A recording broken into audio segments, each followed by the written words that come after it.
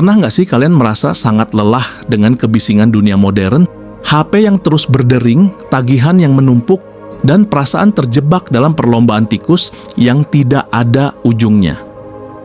Di sebuah sudut tersembunyi di Oregon, Amerika Serikat, ada sekelompok orang yang memutuskan untuk benar-benar menghapus diri dari sistem itu. Di sini aspal jalanan sengaja dihentikan. Jalanannya hanya tanah berdebu yang rusak parah. Tapi bagi mereka, jalan rusak ini adalah benteng. Mereka punya prinsip. Semakin bagus jalannya, semakin cepat orang asing datang mengganggu. Selamat datang di kehidupan unpaved, sebuah tempat di mana kamu bisa menjadi tidak terlihat jika kamu memang menginginkannya.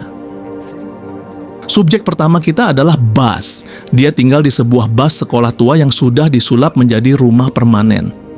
Bagi Buzz, kota bukan tempat tinggal tapi sebuah rat race, labirin tempat orang berlarian hanya untuk mengejar status dan materi yang fana. Buzz melakukan hal yang mungkin dianggap gila oleh orang kota.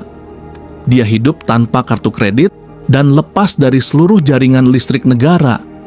Dia percaya sistem modern didesain bukan untuk membantu manusia, tapi untuk mengontrol kita melalui hutang. Prinsip hidupnya sangat tajam. Jika benda itu tidak bisa dimakan, ditunggangi, atau dipakai, maka itu hanya sampah. Di hutan Oregon ini, Buzz merasa akhirnya menemukan garis depan kebebasannya. Setiap komunitas butuh figur pelindung, dan di sini orang itu adalah Steve. Dia adalah pemilik lahan luas yang menampung orang-orang unik ini. Tapi Steve bukan tuan tanah biasa. Dia menerapkan apa yang disebut sebagai kolektivisme empatik. Steve tahu persis bahwa beberapa penghuni di tanahnya sudah tidak membayar sewa bertahun-tahun karena masalah ekonomi. Tapi apakah dia mengusir mereka? Tidak. Steve percaya bahwa sangat tidak manusiawi untuk menendang orang yang sudah jatuh ke titik terendah. Di sini kepercayaan antar manusia harganya jauh lebih mahal daripada dolar. Steve membangun ekosistem di mana semua orang diterima tanpa prasangka.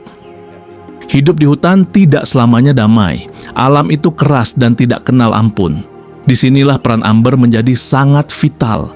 Meski tidak memiliki ijazah dokter hewan formal, Amber memiliki insting medis yang luar biasa tajam dari pengalaman bertahun-tahun merawat makhluk hidup.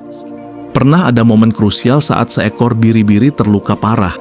Otot pahanya habis dikoyak predator sampai pemiliknya sudah pasrah dan bersiap menembak hewan itu agar tidak menderita lagi. Tapi Amber mengintervensi. Biarkan aku mencoba. Dalam 3 minggu perawatan telaten, biri-biri itu sembuh total. Amber percaya dengan menyembuhkan makhluk lain, sebenarnya kita sedang menyembuhkan bagian dalam diri kita sendiri. Namun, jangan salah sangka. Orang-orang di sini rata-rata lari ke hutan karena membawa bagasi masa lalu yang sangat berat. Ada yang mantan pecandu narkoba jenis meth selama puluhan tahun, ada yang trauma karena kehilangan keluarga, hingga masalah kesehatan mental yang kronis. Untuk tetap waras, mereka memiliki metode yang disebut self-therapy. Saat emosi sudah diubun-ubun, mereka akan berjalan jauh ke dalam hutan, ke tempat yang tidak terjangkau telinga manusia, lalu berteriak sekencang-kencangnya. Mereka melepaskan semua amarah dan kata-kata kasar ke alam bebas. Setelah energinya habis, mereka kembali ke komunitas dengan hati yang lebih tenang. Ini adalah cara jujur mereka bertahan hidup di tengah keterbatasan fasilitas medis formal. Bicara soal rencana, Buzz punya mimpi besar bersama Daisy, seekor keledai mul miliknya. Buzz ingin melatih Daisy agar bisa membawanya berkelana menembus pegunungan Oregon hingga ke pesisir pantai.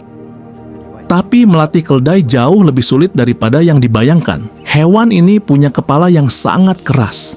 Rencana itu harus terkubur sementara saat Daisy mengalami cedera kaki yang serius. Di sini Buzz belajar tentang penerimaan. Di hutan manusia tidak bisa mendikte jadwal alam. Mereka harus belajar menunggu dan merawat, bahwa terkadang proses merawat itulah tujuan yang sebenarnya. Interaksi sosial di sini juga menyimpan kerumitan tersendiri.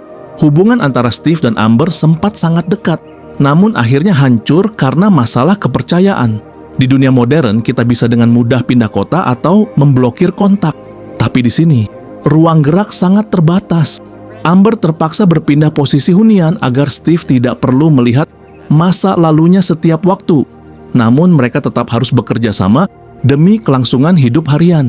Ini membuktikan bahwa sejauh apapun kamu lari ke tengah hutan, kompleksitas emosi dan kebutuhan akan orang lain tetap menjadi bagian dari realitas yang kamu bawa. Kisah dari pedalaman Oregon ini menjadi cermin bagi kita semua. Komunitas ini membuktikan bahwa hidup sederhana bukan berarti hidup tanpa arah. Memilih untuk mengisolasi diri bukanlah sebuah kekalahan sosial, melainkan sebuah pilihan hidup yang sadar dan terencana. Selama jalan menuju rumah mereka tetap tidak terjamah aspal, mereka akan tetap merasa aman dan berdaulat dalam dunia kecil yang mereka bangun sendiri. Mungkin sesekali kita memang perlu melangkah keluar dari jalan utama yang ramai dan berani menempuh jalan yang tak beraspal untuk benar-benar menemukan siapa diri kita sebenarnya.